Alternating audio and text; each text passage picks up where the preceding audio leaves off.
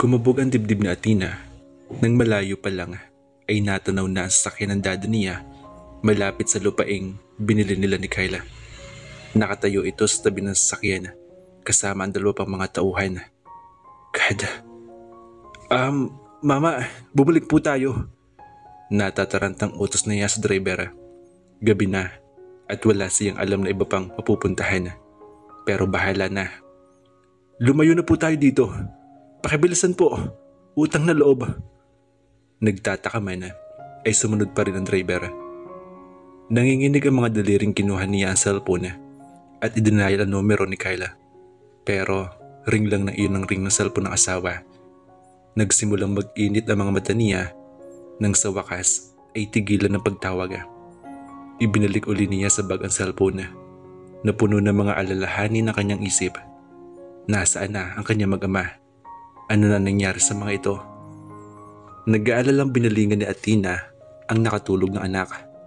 Saan na sila pupunta ngayong mag-ina? Parehong nasa malayong lugar ang mga kaibigan niya. Bumalik na si Lillian sa Amerika kasama ang fiancé nito habang si Gina ay nasa kung saang bahagi rin ng Pilipinas para sa shooting. Athena!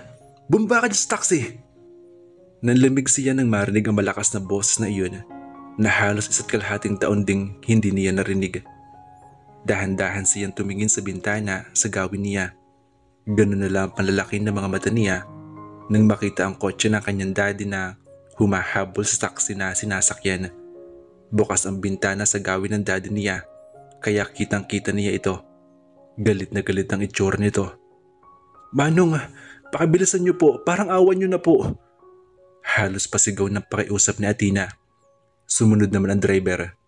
Binilisan nga nito ang pagmamaneho pero wala rin nangyari dahil hinarang na sila ng kotse ng ama. Mabilis naman bumaba sa kotse si Athena, kalong pa rin ang nag-iisang anak. Nagsimulang umiyak si Sarah. Sweetheart, please, wag ngayon. Basag ang boses na bulong niya habang tumatakbo sa kalsada palayo sa daddy niya at sa mga tauhan nito na humahabol na rin sa kanya. She had never felt that helpless. Para siyang nababaliw. Ang alam lang niya ay kailangan gawin ang lahat para makalayo kahit gaano pa kaimposible ang bagay na iyon dahil natatakot siya na ikulong uli ng sariling ama at sa oras na maranasan iyon ay hindi na niya alam kung makakayanan pa. Kyle, asan ka na ba? Tensyonadong naisaloob niya. Sumabay sa pag-iyak ng anak ang pag-agos ng mga luha niya. Nanlalabo na rin ang kanyang mga mata pero patuloy pa rin siya sa pagtakbo. Narinig uli ni Athena ang pagsigaw ng daddy niya. Sandali siyang napatitig kay Sarah na magsimula na itong magpumiglas. Pero hindi siya huminto sa pagtakbo sa kabila ng tumitinding pagod. Pasensya ka na anak. Hindi ko gustong pagdaanan mo ito. Hindi ko gustong pagdaanan niyo ito. But God, wala akong maisip para matapos to. Hindi na niya natapos pa ang sasabihin nang biglang naramdaman ang parang paghagis ng katawan sa kung saan. Kasabay niyon ay ang pag-alipin ng hindi maipaliwanag na sakit sa buo niyang sistema. Pakiramdam ni Athena. Dinurog siya mula sa ulo hanggang sa mga paa.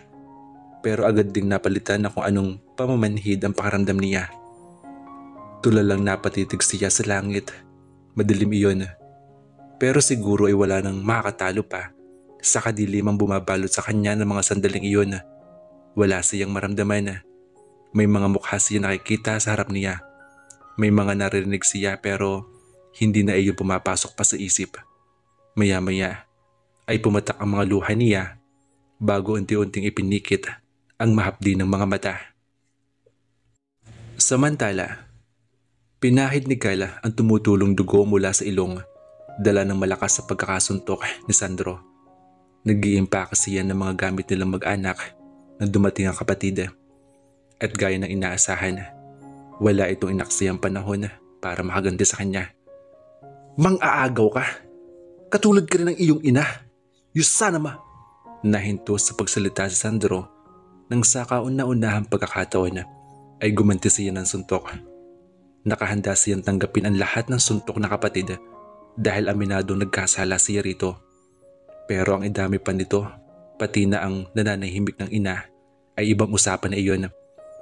Sandaling natigilan ng kapatid bago niya sinugod uli at muling lumaban. Pagkatapos pa ng ilang suntok at sipa, saka lang siya mas nakaramdam ng pagod. Pagod na mananatiling tumanggap na lang ng pananakit nito. Pagod na siyang manahimik. Pagod na siyang hindi lumaban. Bakit hindi mo pa aminin? Hindi lang tungkol ito sa pagpili sa akin ni Athena. It is more than that, Sandro. It has always been more than that. May iba pang dahilan kaya nagkakaganyan ka sa akin mula noon hanggang ngayon. Mapaklang sabi niya. Naalasahan na ang dugo mula sa pumutok ng mga labi. Ito ay para sa aksidente na ginawa mo kay Daddy. Sa halip ay sumisigaw pa rin sabi ni Sandro bago tumama uli sa panga niya ang kamao nito. At ito naman ay para sa pang-aagaw mo sa babaeng mahal ko. Bumagsak si Kyla ng sikmuraan na kapatid. Pero parang hindi pa ito nakontento sa sinapit niya. Muli itong umatake. Pero nagawa na niyang makabuelo. Dinagan na niya kapatid. At siya naman ang sunod-sunod na sumuntok. Sa bawat suntok ay katumbas ng lahat ng sakit at paghihirap na naipon sa dibdib niya dahil sa kapatid at sa ina nito. Ito ay para sa ginawa niyo sa puso ko, sabi niya nang suntukin din si Sandro sa panga. At ito naman ay para sa babaeng mahal natin parehas. Para ito sa pagiging makasarili niyo. Dahil alam niyo mapapaligaya ko siya, pero ayaw niyo kaming hayaan dalawa. Binigyan na kita ng pagkakataon dati, Sandro. Pero anong ginawa mo? Paulit-ulit mong binabaliwala si Athena. At sana maging aral to sa'yo, Sandro. Kapag nagmahal ka ng babae, huwag na mo siyang sasaktan. Nagpakawala uli siya ng suntok. Sa loob ng ilang sandali ay patuloy lang sila ni Sandro sa pakikipagbuno sa isa't isa. Marami ng mga gamit sa sala ang nabasag at wala pa sana silang balak na tumigil. Humihiyaw ang mga puso nila sa galit at hinanakit na kay tagal na nakatago lang. Kaya sa halip na mabura iyon sa paglipas ng panahon ay lalo lang iyong nadaragdagan. Hindi pa sana sila hihinto kung hindi nila narinig ang pag-iyak na Isaya. Saka lang natauhan si Kyla. Dugo ang nilapitan niyang anak sa kriba. Ilang sandali siyang napatitig sa sanggol bago nag-uulap ang mga mata. Nakaramdam siya ng panliliit. Hayon siya at ganun ang itsurang lumapit sa anak na lalong lumakas ang pag-iyak nang makita siya na parang natatakot. At hindi niya ito masisisi. Anong klase siyang ama at ganun ang pinapumulat sa anak. Nalalantang napaluhod siya sa tabi ng kribe. Mariing siyang napapikit. Para lang mapadilat agad na parang may malamig na hanging maramdaman sa paligid. Kakaibang lamig. May hatid iyong takot at panghihina sa kanya. At sa kung anong biro ng tadhana nang umayok ulit sa Isaya. Pakaramdam niya, naririnig sa isip niya ang iyak din ng anak niyang si Sarah. Si Athena, bulong niya. Bigla siyang napatayo. Ano na nangyayari sa kanya mag-ina? Puno ng tensyong humarap si Kyla kay Sandro. Nahuli niyang titig na titig ang kapatid kay Isaya. Lalapit din sana ito sa kriba nang tumunog ang cellphone nito. Kumunot ang noo ni Sandro kasabay ng pagbaling sa kanya. Sinagot nito ang tawag. Yes. Hello? Tito? Ilang sandali pa ay kitang-kita ni Kyla ang pagkawala ng kulay sa mukha ni Sandro. Dumula sa kamay nito ang hawak ng cellphone. Ano nangyari? Naaalarmang tanong niya. Si Athena. Na-aksidente siya. Parang wala sa sariling sabi ng kapatid. Dinala siya sa ospital. At yung anak mo, wala na siya. Tinanggap ni Kyla ang lahat ng masamang pangyayari sa buhay niya. Wala naman kasi siyang mapagpilian na. Namatay ang kanyang ina. Umalis ang kanyang tiyahin. Naiwan siya sa stepmother na ipinalabas sa lahat na isa lang siyang ampon. At araw-araw ay pinamumukha iyon sa kanya. May ama nga siya. Pero hanggang ngayon ay unconscious pa rin sa ospital. At mayroon siyang kapatid. Kapatid na sinadya siya ngayong araw para lang makapaghiganti sa kanya. Naging masaya lang siya na dumating si Athena. Nadagdagan pa iyon dahil sa kanilang mga anak. At first time sa buong buhay niya, ngayon niya lang naramdaman na napaka-blessed niya. Pero ngayon naglaho na kahit ang huling bakas ng pakiramdam niyang iyon. Napatitig si Kyle sa altar na ipinilagay ni Athena sa isang bahagi ng sala. Hindi kita kinwestiyon ni minsan, pero ngayon hindi ko na mapigilan. Bakit? Bakit ginawa mo sa akin to? Bulong niya sa isip habang nakatitig doon sa may altar. Samantala, kasalanan mo to. Kasalanan mo tong lahat. Parang sasabog sa pinaghalong-halong sakit, pag-alala at galit na dinuro-duro ni Susan ang asawang si Danilo. Sa kauna-unahang pagkakataon mula na magsama, nakapagtaas siya ng boses sa asawa. Nang hindi pa makontento, ay pinagsusuntok niya ito sa dibdib. Pero nanatiling hindi kumikilo si Danilo. Tahimik na tinatanggap lang ng asawa ang lahat na pag-atake niya. Kalaunan ay si Rhea napagod. Natutop niya ang dibdib kasabay ng pagbaksak sa malabig na sahig ng ospital. Napagulgol siya para sa napakaraming bagay. Para sa kalunos-lunos na sinapit na nag-iisang anak. Para sa pamilya nito na winasak ng sariling asawa. Para sa kamatayan ng apo na hindi na niya nakita. Para sa kanilang pamilya na mulat sa pool ay sira na dahil sa maling dahilan ng pagpapakasal nila ni Danilo. At higit sa lahat, para sa isang butihing ama na tahimik lang sa isang sulok ng koridor kalo ang isa pang anak nito. Para nagdurugo ang puso ni Susan para sa dalawang taong nakahanap ng pagmamahal sa isa't isa sa ganong komplikadong mundo pero patuloy na pinaglayo ng mga sakim na nakapaligid sa mga ito. Umiiyak siyang napatitig kay Kyle na tulala nakaupo sa isang bench habang nasa bisig ang tahimik at para nakakaunawa sa sitwasyon na anak. Bakas pa ang mga natuyong dugo sa lukot-lukot na damit ng lalaki. Magulo ang buhok nito, putok ang mga labi at may mga pasapa sa mukha. Lumakas sa kanyang pag-iyak. Hindi na niya mabilang kung ilang ulit siyang nangarap na sana na iba ang pamilyang kinabibilangan ng kanyang prinsesa. Dahil hindi karapat dapat si Athena para sa mapapait na mga bagay na nararanasan nito. Pero sadyang malupit ang tadhana. Kahit sa loob ng mga sandaling nangangarap, ay agad pa rin siyang ginigising ng realidad para ipaalala na napaka-imposible na kanyang gusto.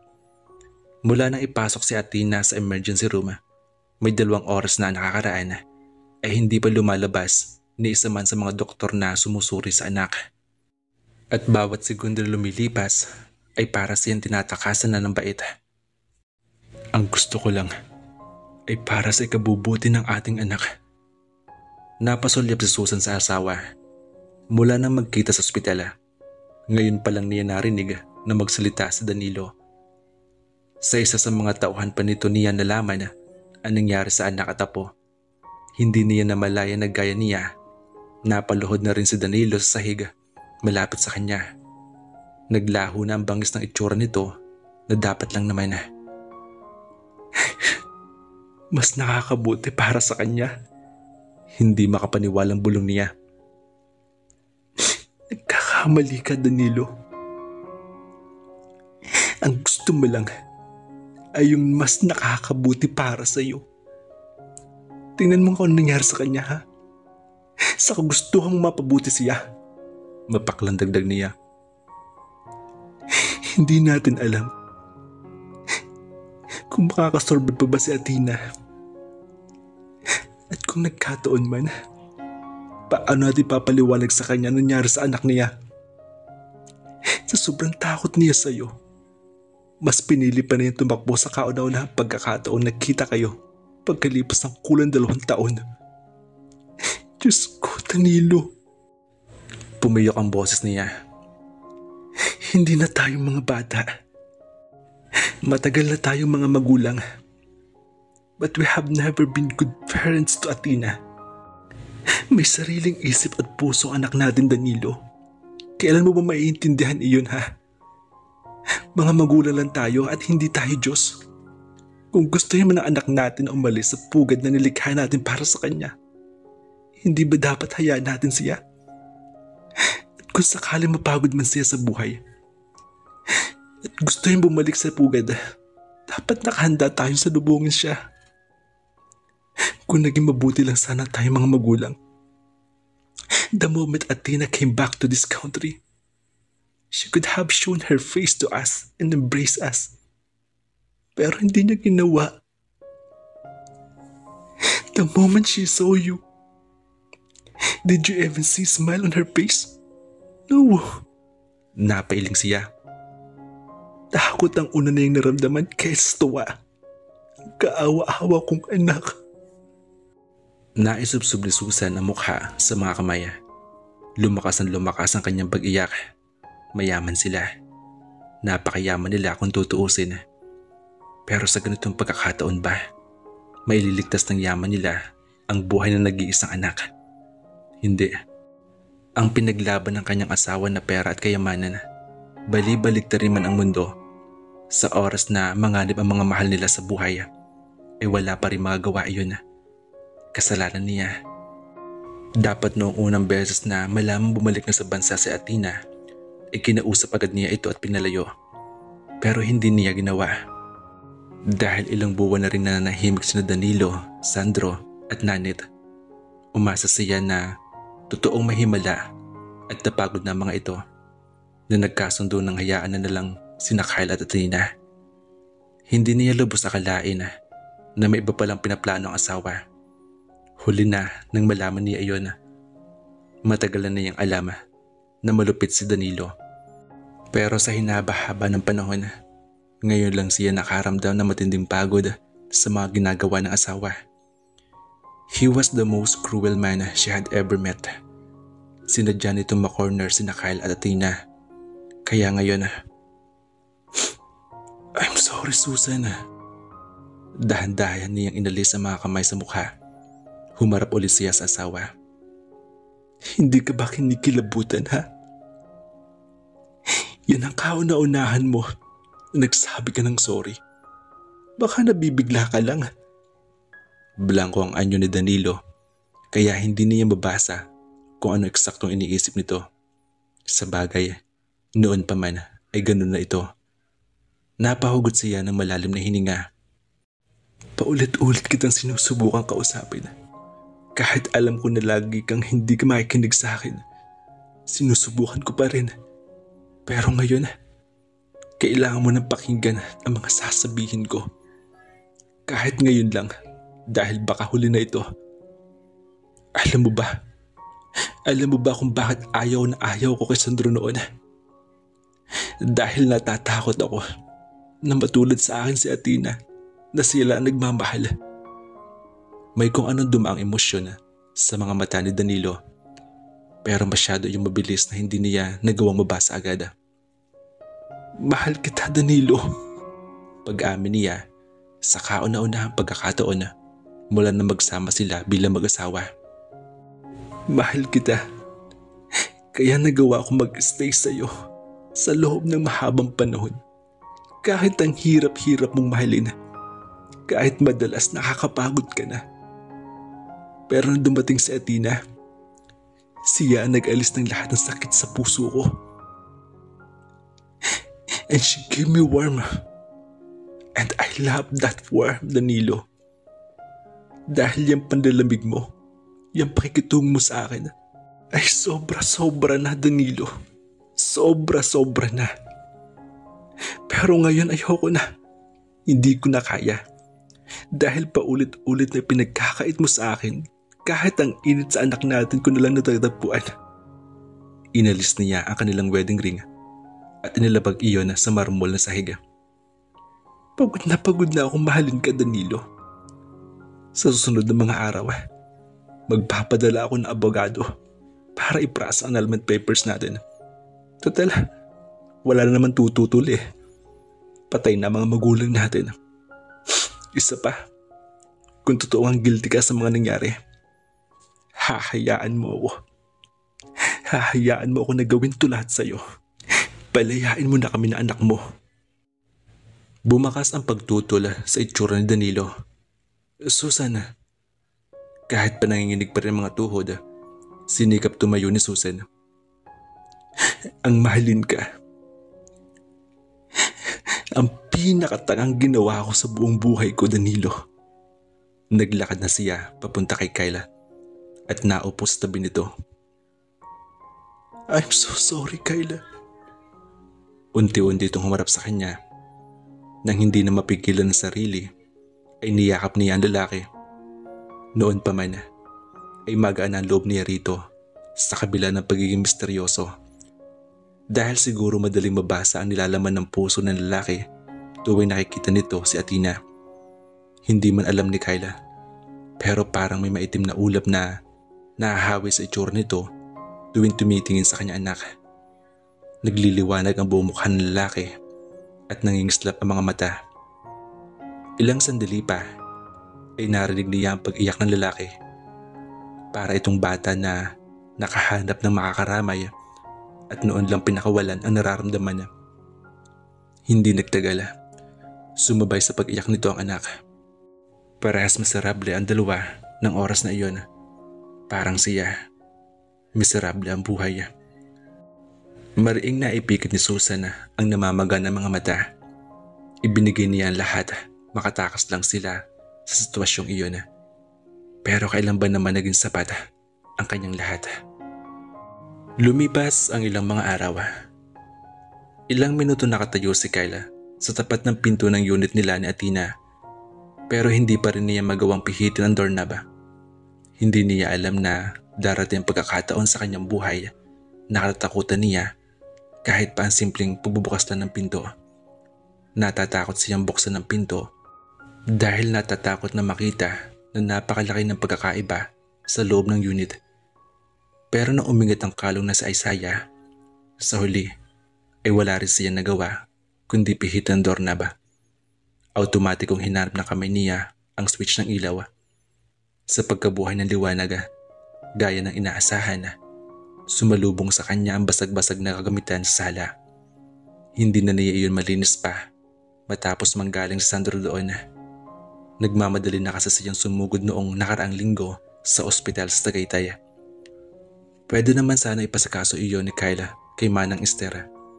Pero pinagbakasyon na muna niya ang matandang babae. Wala sa ibang gustong makasama kundi ang kanyang mag-ina. Ayaw niya masaksihan pa ng kasambahay ang nangyari sa kanila. Ayaw niyang dadagan pa nito ang tumitindi niyang depresyon. Ayaw niyang makita sa mga mata ni Manang Esther ang awa na ilang araw na rin nakikita sa mga mata ng mga taong nakapaligid sa kanya. Inilipag niya ang anak sa kriba. Nagtimpla siya ng sandali ng gatas. Pagkatapos ay ibinigay sa bata ang feeding bottle. Mabuti na lang at nakakaya na iyong suportahan ng maliliit pang kamay nito. Dahil kung siya ang hawak niyon, baka hindi makainom ng maayos ay Isaiah dahil halos nanginginig na siya sa panghihina. Pagod na pagod siya, hindi lang sa pisikal. Dahil ang mga galos at pasang iniwan sa kanya ng kapatid, kahit papaano ay naghihilom na. Pero ang puso niya, natawa na mapakla si Kyla. Hindi niya alam kung maghihilom pa ba iyon. Lalo pa at wala pang malay pa rin si Athena sa ospital. Natapos ng operasyon ng kanyang asawa. May mga nabaling buto sa katawan nito, lalo na sa mga hita at balakang. Pero hindi pa rumahasabing ligtas na ito hanggat hindi pa nagkakamalay ni hindi pa masiguro ng mga doktor kung gaano kalaki ang natamong pinsala nito sa ulo. Napayok-yok siya sa crib na Isaiah. Comatose din si Athena gaya ng daddy niya. Ayon sa findings ng mga pulis na nag-imbestiga, nawalan daw ng preno ang kotseng nakabangga sa asawa.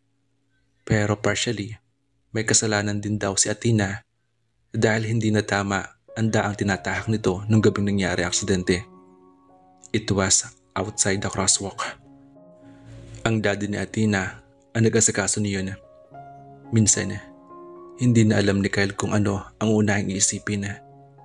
Naghihinakit siya sa ama ni Athena, sa sariling pamilyang kinagisnan, sa kawalan ng hustisya sa mga pangyayari.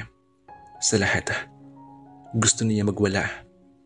Pero bukod sa walang magandang maidudulot iyon, wala na rin siyang lakas para gawin pa iyon. Sa nakalipas na mga araw, inasikaso niya ang pagpapalibing sa anak na si Sarah. Hindi na umabot ang bata sa ospital. Nabitawan ito ni Athena nang humagas ang katawan sa kalsada, ni hindi niya magawang tingnan ang mukha ng anak kahit sa huling pagkakataon, dahil hindi niya kayang makita itong matulog ng permanente.